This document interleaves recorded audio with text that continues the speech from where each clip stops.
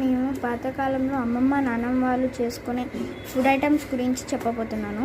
అసలు ఎలా వాటిని యూజ్ చేస్తారో చెప్పబోతున్నాను. ఫస్ట్ ఇదైతే జింజర్ రుబ్బడానికి యూజ్ చేసేది.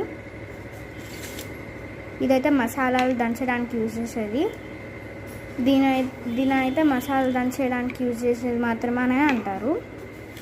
దీనినైతే ఇసురాయి అని అంటారు. దీనిని బియ్యాన్ని పిండి చేసుకోవడానికి యూజ్ చేసేది అని అంటారు.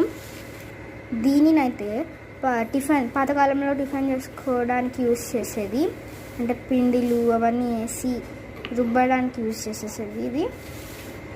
ఇదేమో దీనినైతే రోకలి అని అంటారు.